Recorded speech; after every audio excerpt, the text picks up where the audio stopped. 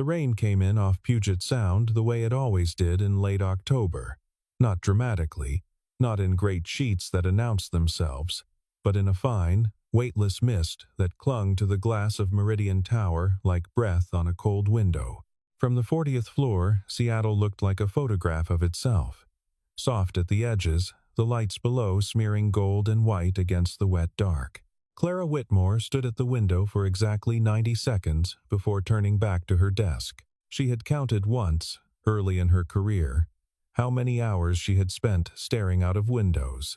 It was a habit she'd inherited from her father, that particular stillness, the way he'd go quiet in the middle of a sentence and look at something distant as though the real conversation was happening somewhere else.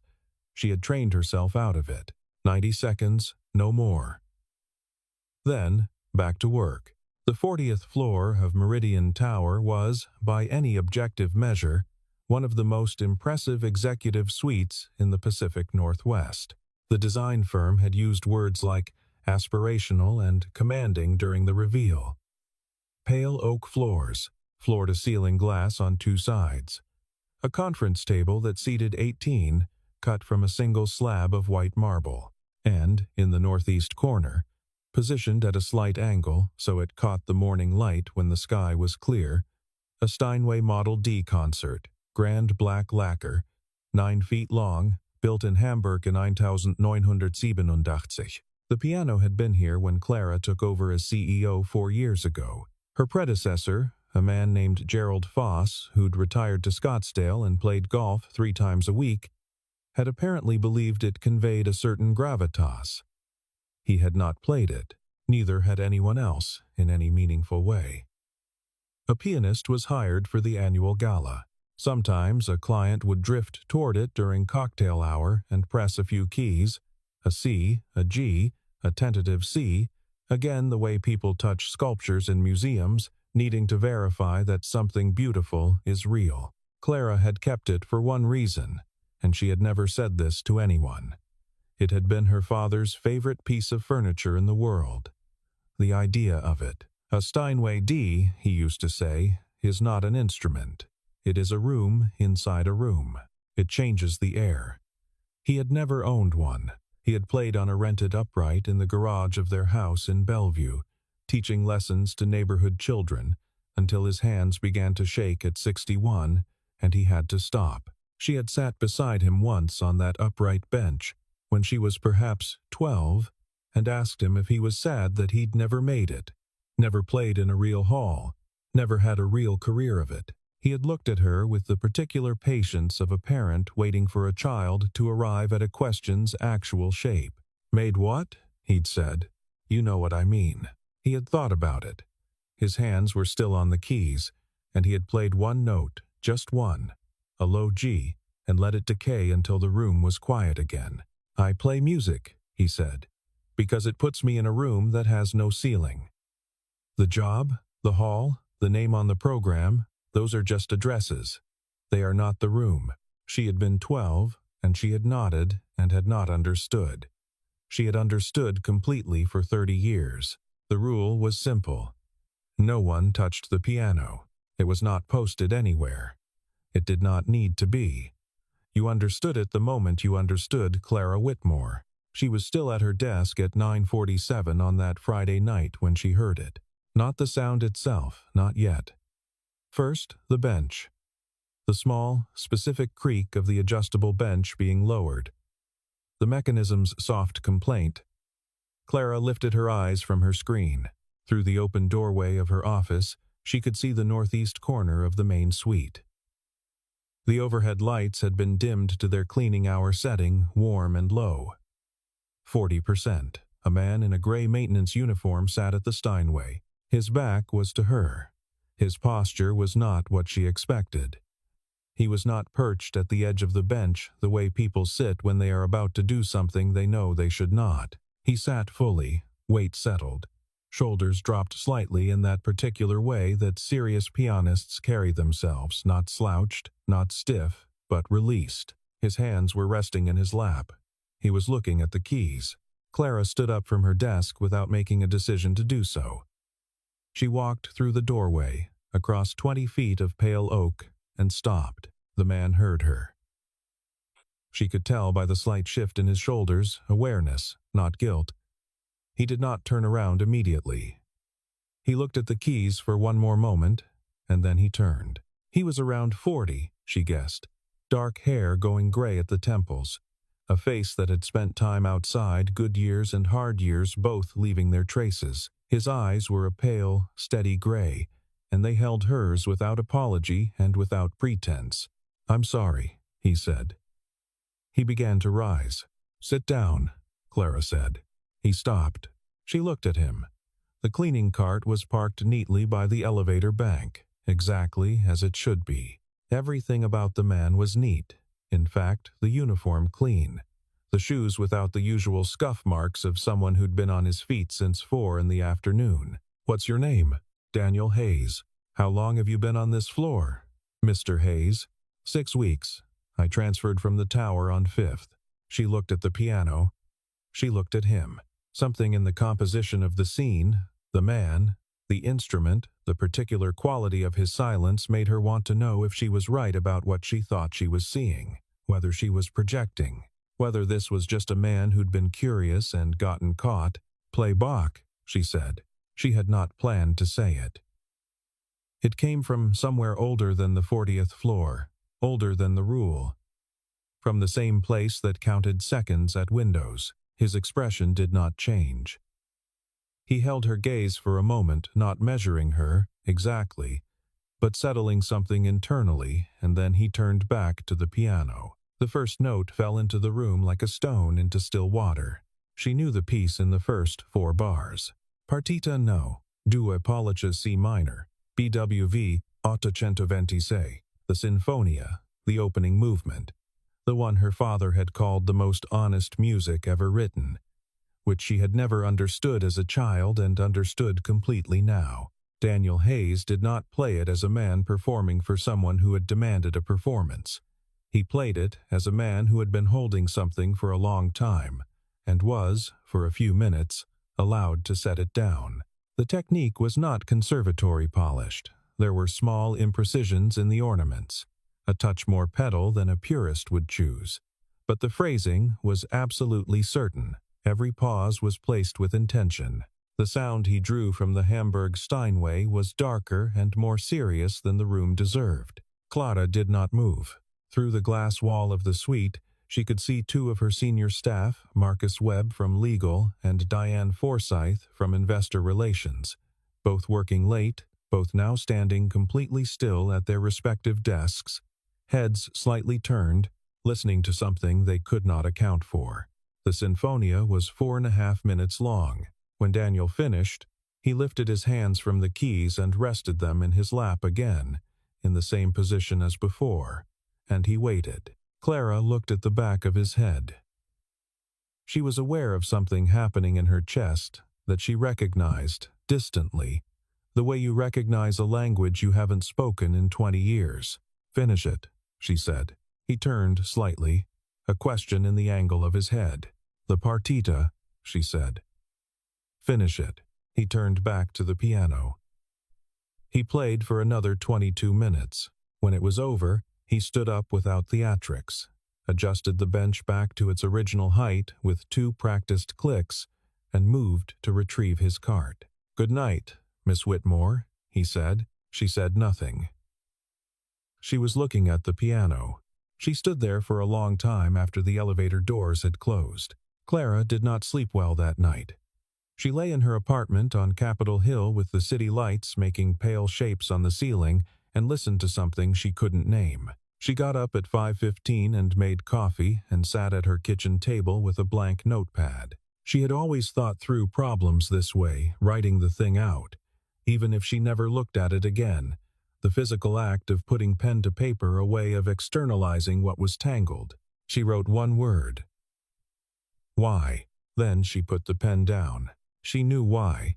That was the problem. Daniel Hayes lived in a 2-bedroom apartment in the Central District, 14 blocks from a bus line that took 40 minutes to reach Meridian Tower on a good day, 55 on a bad one. The apartment was on the third floor of a building that had good bones and a landlord who responded to maintenance requests within a week, which Daniel had decided was better than average. The walls were white. There were drawings taped to the refrigerator. His daughter's name was Emily. She was 7 years old, with her mother's brown eyes and her father's habit of going very still when she was thinking hard about something. She had been asleep when Daniel came home at 11:30, her arm around a stuffed elephant named Gerald, who had lost one eye the previous spring and been given a button replacement that was the wrong shade of brown. Daniel stood in the doorway of her room for a moment, before going to the kitchen to eat the dinner he'd covered with foil before his shift. Cold rice, leftover chicken, sliced cucumber. He ate standing at the counter because the table was covered in Emily's drawings. She was going through a phase of drawing horses, all of them with disproportionately large heads and expressions of philosophical gravity. In the corner of the small living room, against the wall under the window, there was a Casio keyboard 61 keys, slightly smaller than full size, with a stand that had been repaired with epoxy where one leg had cracked. Emily's music teacher at school, a warm and patient woman named Mrs. Reeves, had told Daniel 3 months ago that his daughter had a good ear and natural rhythm and would benefit from lessons if the family was in a position to consider it. Daniel was not in a position to consider it. He had given Emily what he could. The Casio, 30 minutes a day, himself. He sat beside her on the bench on the weekends and showed her things. Not formally, he wasn't a teacher, but he could give her the architecture of it, the way music was built, which notes wanted to follow which other notes, and why. He showed her that a mistake wasn't a stop sign, only a detour. He showed her that the space between notes was as real as the notes themselves. "You're playing too carefully," he told her one evening, when she'd stumbled on a passage for the 3rd time and gone red with frustration. "Because I keep making the wrong notes," she said. "The wrong notes aren't the problem," he said. "The problem is you're so afraid of them that you're holding your breath. The music can tell." She looked at him skeptically, the way 7-year-olds look at adults who say things that sound like wisdom. "Play it again," he said. "Make as many mistakes as you want. Just don't stop." She played it again. She made 4 mistakes. She didn't stop. "Better," he said. "I made more mistakes." "I know," he said. "But they were honest ones." She did not ask HR. That felt wrong. A surveillance of some kind. An application of institutional force to something that should stay quiet. Instead, she called Marcus Webb on Saturday morning and asked him to pull the contractor file for the building's cleaning service without making it a thing. Marcus, who had worked for Clara for 3 years and understood the particular tone in which she said, without making it a thing, did not make it a thing. Daniel Elliott Hayes, 41 years old, employed by Cascade Facilities Management for 2 years. Previously, a paralegal firm in Tacoma, a warehouse in Renton, and before that, this was the part that made Clara set the file down on her kitchen table and look at it for a long moment. The Thornwood Conservatory, where he had been enrolled in the graduate performance program for 1 year before withdrawing. There was no note explaining the withdrawal. She thought about the way he had sat down at the piano, the way he'd adjusted the bench without looking muscle memory, the body's quiet record of 1,000 hours at an instrument, the phrasing of the sinfonia, certain and a little bit grieving. She called Marcus back. "Is there anything in there about family status? It's a contractor file, not a personnel file." "There's an emergency contact, Emily Hayes, listed as dependent." "His daughter," Clara said. "Presumably." She thanked him and ended the call and sat for a while longer. She was not a sentimental woman. She had gotten where she was by being clear about what things were and what they weren't, by resisting the narrative impulse that turned coincidence into meaning and strangers into symbols. She knew this about herself and considered it a strength, but she kept thinking about the partita in C minor, and about her father's hands on the upright in the garage, and about the fact that she had not sat down at a piano in 11 years. On Monday, she arrived at 7, which was her usual time. The building was quiet at 7, the cleaning crews had finished at 6. The day staff didn't filter in until 8:30, and Clara liked the particular quality of those 90 minutes when the office was entirely hers. She walked to the Steinway. She sat down on the bench. She placed her hands on the keys. Nothing came. She sat for 5 minutes. Then she stood up, adjusted the bench out of habit, then stopped when she realized she was doing what he had done and walked to her office. She had a 9 o'clock with the board's risk committee. She prepared for it with her usual precision. She intercepted Daniel Hayes on Wednesday evening, at the end of his shift. She had thought about how to do this, and decided the only honest way was directly. She was waiting in the lobby when he came down with his cart at 10:50, and she watched him process the fact of her presence there with the same measured quality she'd noticed before. No performance of surprise, just the internal adjustment of a person who has learned to meet unexpected things calmly. "Miss Whitmore," he said. "I looked at your file," she said. She'd decided to begin there, with the thing that might embarrass her, because anything else would have been a kind of bad faith.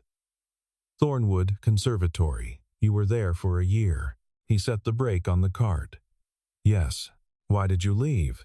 The lobby was empty, except for the overnight security guard at the far desk, who had the discretion to be looking at his monitor. Rain on the glass doors. The same rain. "My wife was sick," Daniel said. "I came home." Clara looked at him. "I'm sorry. It was a long time ago." Not dismissive, simply factual.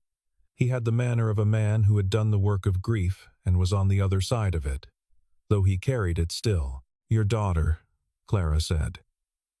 Something shifted in his expression, not wariness, exactly, but the sharpening of a parent's attention.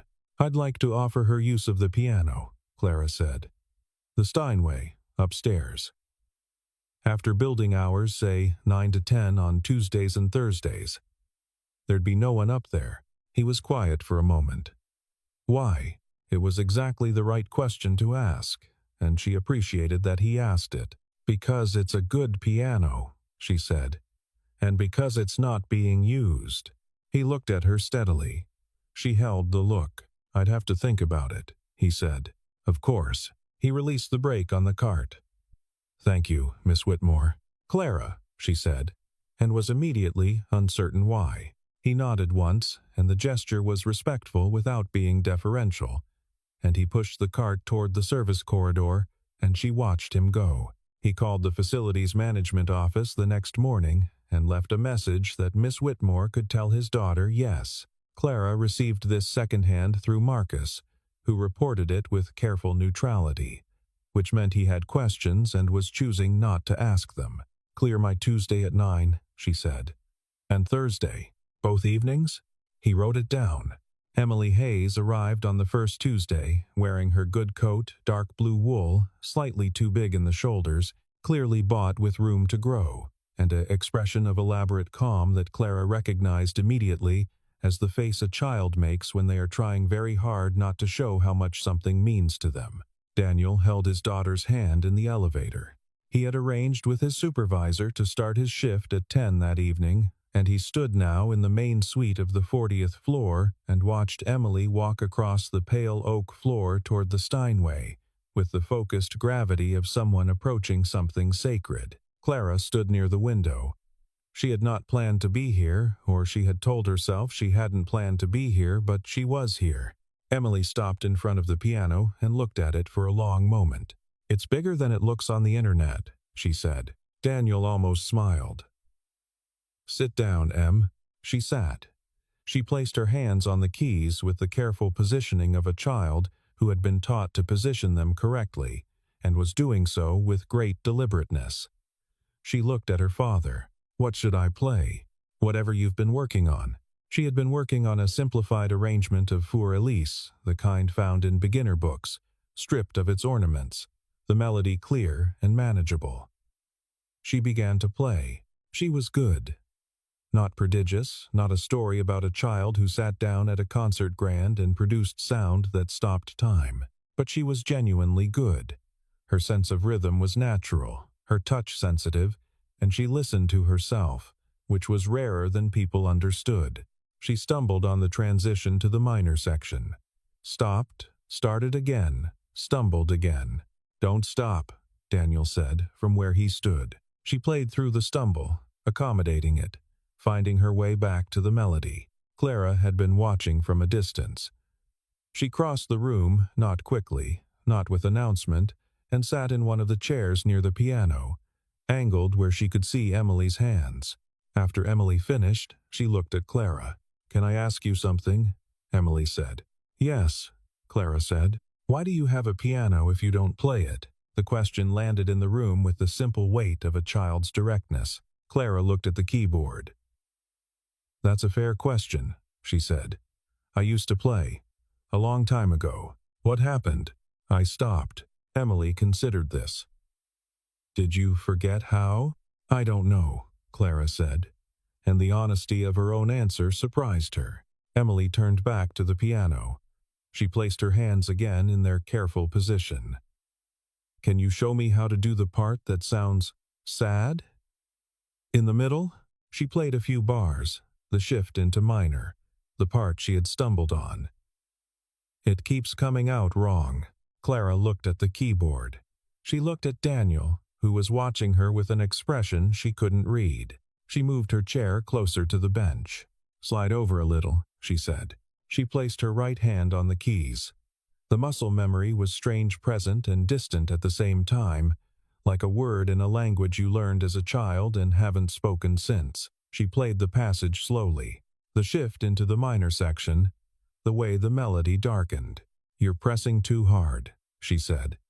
"The sad notes don't want to be forced. Let your hand drop into them. Like this." She played it again. "Feel the difference?" Emily tried. It was better. "Again," Clara said. They worked on it for 12 minutes. Clara did not once think about the board's risk committee, or the quarterly projections, or the message from the Shanghai office she had not yet answered. When she finally sat back and looked up, Daniel was watching her with that same unreadable expression. And then his face did something she hadn't expected. Not a smile, exactly, something quieter, something that seemed to come from a place deeper than happiness. He looked, very briefly, like a man who has been worrying about something for a long time and has just been given a reason to worry less. She suggested coffee 3 weeks later, on a Thursday, framing it as a conversation about Emily's progress. She believed, as she said it, that this was true. She rehearsed, on the way to the cafe, 3 specific talking points about the Bartok piece Emily had recently begun. The way her left hand was developing, the question of whether she might benefit from a structured lesson framework. She arrived with these things prepared. She did not use any of them. The place she chose was not anywhere near Meridian Tower. It was a small cafe in the Madrona neighborhood, 12 tables, mismatched chairs, windows that fogged on cold evenings, the kind of place where nobody would know her name and nobody would recognize the green coat she'd worn deliberately for precisely that reason. She arrived first and ordered black coffee and sat at a corner table and looked at the street. He arrived 7 minutes late, which meant he'd taken the bus. He was wearing his own clothes, dark jeans, a flannel shirt in a shade of blue that made his gray eyes look lighter. Without the uniform, he looked both more ordinary and more himself. She noticed this and recognized, without sentiment, that she had been noticing things about him for several weeks. The way he held himself. The way he spoke to Emily, low and level, no performance. The way he watched his daughter play with an expression that was not pride exactly, but something closer to relief, as though Emily at a piano was evidence of something continuing in the world that Daniel Hayes needed to continue. He ordered coffee and sat across from her. They talked about Emily for perhaps 10 minutes, and then they talked about other things.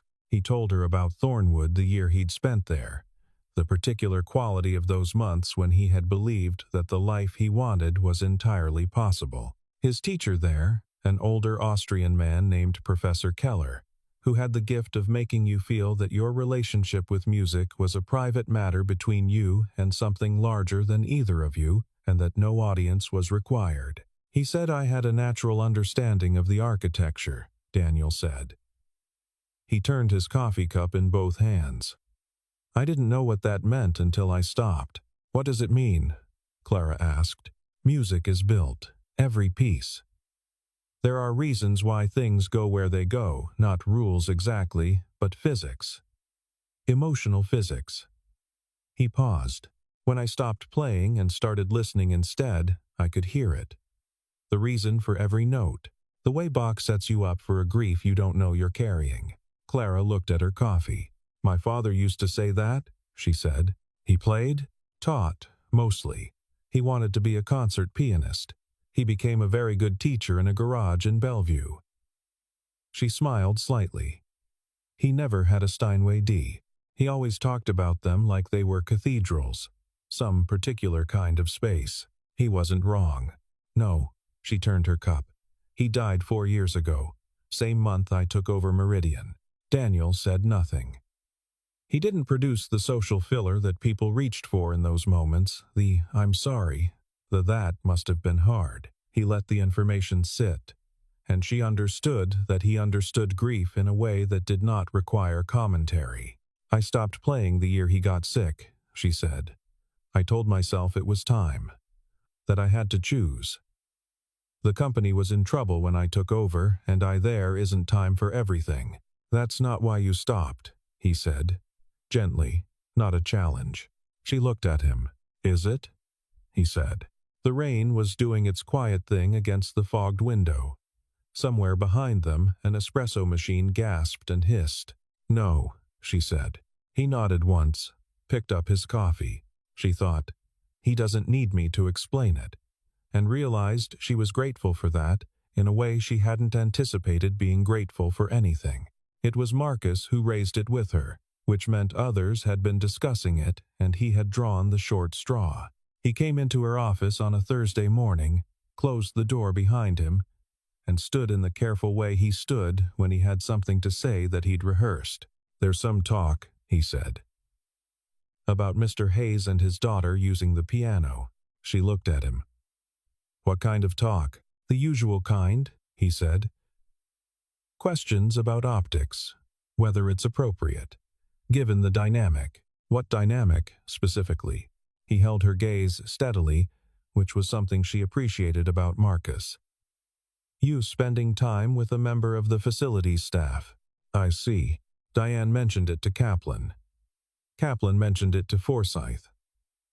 I thought you should know. Thank you, Marcus. He went to the door, stopped. For what it's worth, he said, I think it's good for the floor. The piano being used. The building has been, I don't know how to say this without it sounding silly. Say it. More alive. Since she started coming. He looked slightly embarrassed. Tuesdays and Thursdays, people stay a bit later. Just to hear. He left. Clara looked at the window. 90 seconds, she thought. She picked up her phone. The recital idea came from Mrs. Reeves, Emily's school music teacher, who had noticed the change in her student over the past month. A new confidence, a willingness to play through uncertainty rather than stopping. She had suggested, through Daniel, a small, informal performance. The school's winter music evening, 4 weeks away. 30 families in a gymnasium, children ranging from beginners to the fairly accomplished. Emily wants to do it, Daniel told her. On a Thursday evening while Emily was working on a new piece, a Bartok folk song, simple and clean. She said that? She said, I want to, but I'm scared. He paused, which in Emily language means yes. Clara watched Emily's hands on the keys. What piece? The Bartok. She's been working on it. Clara turned it over. Then, she should do it. She called Daniel 2 days later on a Saturday afternoon. She did not have a professional reason to call him. She called because she had been thinking about what Marcus had said appropriate, given the dynamic, and had decided she was tired of the category of appropriate. She had spent her entire adult life doing the appropriate thing, and she was 42 years old, and she had not sat down at a piano in 11 years, and she did not know the names of her building's cleaning staff, and she had a Steinway D that had been a beautiful silence for 4 years. I want Emily to play at the recital, she said. I want you to let her. I wasn't going to stop her, he said. You were thinking about it. Pause. Yes. Don't teach her to play safe, Clara said. She had said this before, weeks ago, in a different context. And it had meant something different then. Now she meant it about both of them. He was quiet for a moment. All right, he said. 10 days before the recital, Emily had a bad practice. It was a Tuesday. Clara arrived at 9 to find Daniel already there. Emily at the piano, with her jaw set in that way it set when she was fighting herself. She had been running the Bartok for 40 minutes, Daniel said quietly, and it was getting worse, not better. Clara sat and listened to one run-through. Emily's hands were tight, the whole body tight, actually. The stiffness of a child bracing for impact. The piece stumbled through its second phrase and fell apart in the third. Emily stopped. She put her hands in her lap. She did not cry, but the skin around her eyes went very bright. I can't do it, she said. You can, Daniel said. I've been doing it wrong for 40 minutes. That's not. I don't want to do the recital. She said it quietly, with the finality of a child who has made a decision and is now presenting it as fact. I'm not good enough. Daniel looked at Clara. Clara looked at Emily. Can I tell you something? Clara said. Emily looked at her with that expression of watchful reserve that children use when they suspect an adult is about to say something unhelpful. The first time I played in front of people, Clara said, I was 9. It was a recital, like yours. I practiced for 6 weeks. I knew every note. She paused. I walked out on the stage and my mind went completely blank. I sat at the piano and I couldn't remember how the piece started. Emily stared at her. What did you do? I sat there for a long time. It felt like forever. It was probably 15 seconds. And then, my hands remembered what my brain had forgotten. She held Emily's gaze. The music is in your hands, Emily. Not your head. Your head is the one that's scared. Emily looked down at her hands. Play the first phrase, Clara said. Don't think about the second. Don't think about the recital. Just the first phrase. Emily placed her hands on the keys. She played the first phrase. It came out clean and light, exactly as it was supposed to. Again, Clara said. She played it again. Good.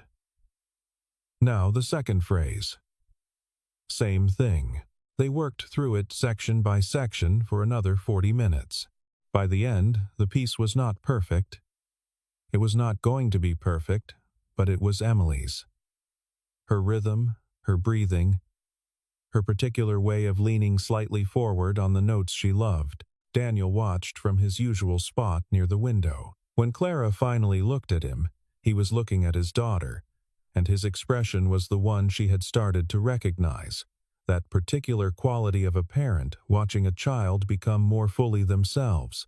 The board pressure came the week before the recital. It was the kind of corporate conversation that dressed itself in practical language. Optics, consistency, the importance of maintaining professional boundaries. The board's chair, a man named Gordon Tillman, who wore excellent suits and had never in Clara's memory said anything that surprised her, met with her on a Wednesday morning and spoke carefully about perceptions. No one is suggesting anything inappropriate, he said, in a tone that suggested exactly that. But Meridian's leadership culture has always been distinguished, Clara said. We think of it as rigorous. I'll keep that in mind, she said. After he left, she stood at the window. She had not meant to stand there. It was the reflex of someone who needed to think without a surface, without the desk and the phone and the stack of things that required response. Below, Seattle was its usual overcast self. The sound, a pale gray smear in the middle distance. A ferry was moving across it, very slowly, white against gray. She thought about what it had cost her to be rigorous. The particular arithmetic of a life organized entirely around what was prudent. She had been the first woman to lead Meridian. She had been told, in various ways and by various people over the years, that this required her to be twice as careful, twice as contained, twice as correct. She had accepted this framing without fully examining it, the way you accept the terms of a contract when you want the job badly enough. She had wanted the job badly enough. She had been rigorous for 11 years, and she had a Steinway D that had been a beautiful silence, and she had not sat down at a piano in 11 years. And her father was dead, and she had never told him that she understood, finally, what he meant about a room inside a room. She was aware of a familiar pull, the clean, cool logic of retreat. The argument was not absurd. She was a CEO, and the optics were complicated, and she had worked for over a decade to build something that now had real weight and real stakes, and none of it needed to be jeopardized over a piano and a 7-year-old and a man she had spoken to perhaps 12 times. She picked up her phone and looked at it. She put it back down. She picked up the pen and the blank notepad. She wrote, "What are you afraid of?" She already knew.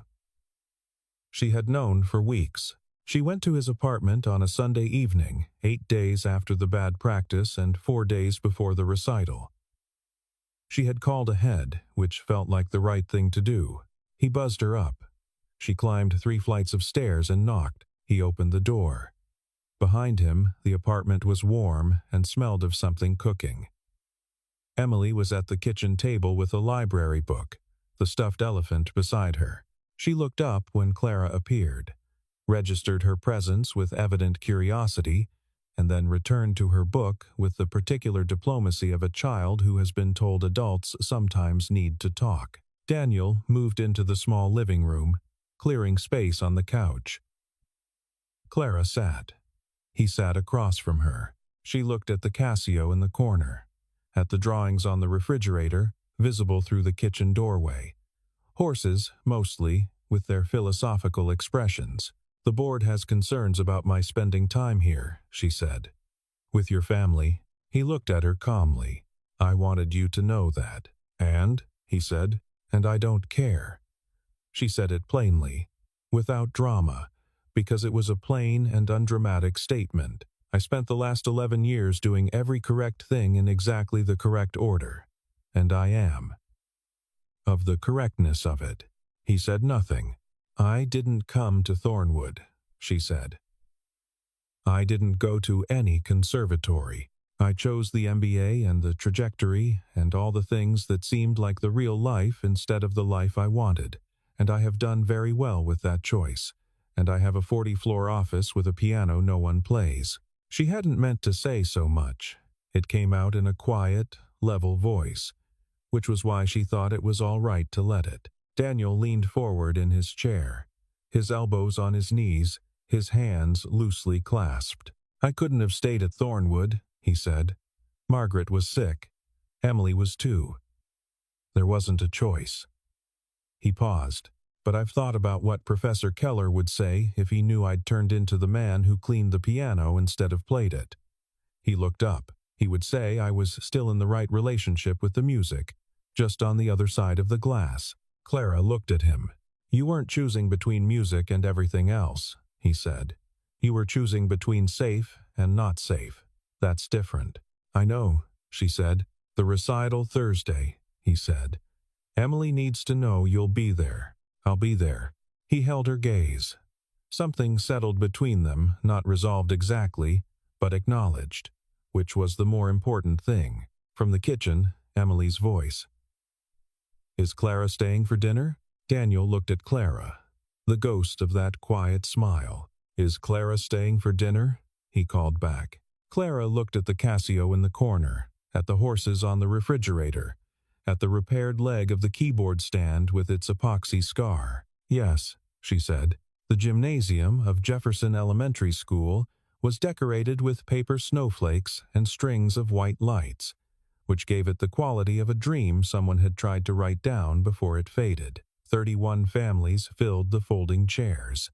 Children ranged from 8 to 14, in their good clothes, with the expressions of people facing something that mattered. Clara arrived at 6:40 and sat in the 4th row on the left side, near the aisle. She had not told anyone at Meridian where she was going. She was wearing a dark green coat that she had owned for 6 years, which was the only piece of clothing she owned that she had never once considered in terms of how it read professionally. Daniel was backstage with Emily. Clara had spoken to Emily briefly at the door, the girl in a blue dress, her hair braided. Gerald the elephant left at home because she'd decided she was too old for that, and then changed her mind, and then finally decided again that she was. "Are you ready?" Clara had asked. "No," Emily said honestly. "Good," Clara said. "Ready is overrated." Emily had looked at her for a moment, and then she'd laughed, which was better than ready. Emily was 7th in the program. The children before her were various degrees of skilled and various degrees of nervous, and the audience received them all with the same generosity. The warmth of 30 families who understood that this room held something that mattered, that the thing being handed back and forth between the small figures at the instrument and the people in the folding chairs was real, even if imperfect. When Emily came out, she walked to the piano with her chin slightly lifted, the posture of someone choosing bravery, one step at a time. She sat down. She adjusted the bench 2 clicks, the same sound as her father's hands on the Hamburg Steinway, and she looked at her hands. Clara held very still. The Bartók folk song began. It was not perfect. The second phrase caught for just a moment, before resolving the same phrase they'd worked on for 3 weeks, the same phrase Emily had stumbled on 10 days ago. But she played through it, the way Daniel had taught her, the way Clara had reinforced. Honest, not cautious. She played with her whole self in it, which is the thing that cannot be taught and can only be allowed. The room was quiet in the way rooms go quiet when something true is happening in them. Clara felt her throat close. She recognized the feeling. She had not felt it since the last time she'd heard her father play. In the garage in Bellevue, his hands beginning to shake, the music still entirely certain despite them. She had stood in the doorway and watched and had not gone in, because some part of her knew it was one of the last times, and she had not known how to be in the same room with the last time. She had spent 11 years not being in the same room with last times. Emily finished. She lifted her hands from the keys in the same precise way her father lifted his, and she looked at them, and then she looked at the audience. The gymnasium filled with sound.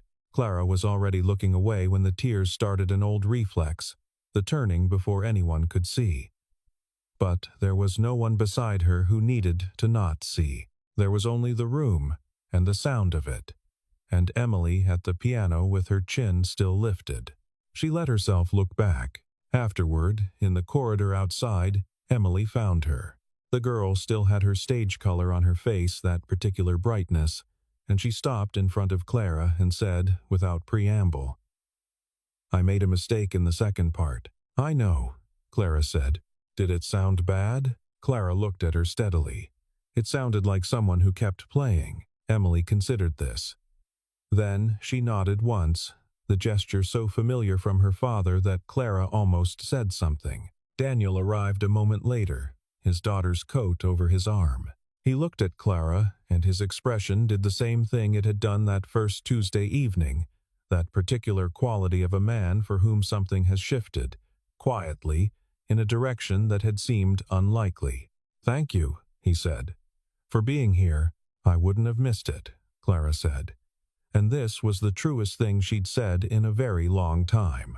2 months later, in January, the Meridian Arts Initiative was formally established, a small foundation under the company's umbrella committed to funding music and arts education for families in King County who could not otherwise access it. The first beneficiaries were selected in February: 12 children, 6 music teachers, 3 after-school programs. The press release described it as a natural extension of Meridian's community values. This was accurate in the narrow sense and completely inadequate in the larger one. The board approved it without the enthusiasm Clara would have liked and without the opposition she had prepared for. Gordon Tillman said it was good for the company's profile. Clara did not correct him. She understood that people needed to find their own reasons for arriving at the right destination, and she had learned to be less invested in the route they took. Mrs. Reeves, Emily's music teacher at Jefferson Elementary, was asked to serve on the initiative's first advisory panel. She accepted with the quiet dignity of someone who has spent years doing important work in rooms that did not consider themselves important, and who knows the difference between recognition and the work itself. She told Clara, at their first meeting, that Emily's playing had changed in ways she couldn't entirely account for technically. "She's not afraid of the notes anymore," she said. "Some children never get there. It's the hardest thing to teach." "You can't teach it," Clara said. "You can only make space for it." Mrs. Reeves looked at her with an expression that suggested she approved. She had begun playing the piano again. Not performing, not for anyone, not yet, and maybe never in any formal sense. But on Monday and Wednesday mornings, in the 40 minutes before the day staff arrived, she sat at the Hamburg Steinway and played. Her hands had not forgotten. The body's record of 1,000 hours did not delete itself just because you walked away. The first morning she had sat down, expecting rust and absence. She had instead found her hands moving into the opening of a piece she had not consciously thought about since she was 23. One of the Bach inventions, the two-part ones, the ones her father had taught her before she was old enough to understand what she was learning. Her hands knew every note. She had pressed her palm flat against the closed lid afterward. Not grief. Exactly. Something more complicated, the feeling of finding something you had thought was lost and understanding. In the finding, how much of its absence had been your own choice. She was working through the Bach partitas. Starting at the beginning. On the last Tuesday of January, Emily and Daniel came up at 9 o'clock, as usual. Emily had a new piece, a simplified Bach minuet. The same composer, a different key. She played it through once, and it was very good, and she knew it was very good, and she had the grace not to be smug about it, which was a quality Clara had noticed in her from the beginning and considered one of the more promising signs. Clara sat beside her on the bench. "Again," she said. "Slower, in the third bar." Emily played it slower. The third bar opened up. "Better. It sounds sad when it's slower," Emily said. "Yes," Clara said. "Is that okay?" "It's more than okay." Clara looked at the keys. Bach wrote sad music to put somewhere real, so people who were carrying it didn't have to carry it alone. Emily thought about this for a moment. "Like a box?" "Like a room," Clara said. "A room you can go into."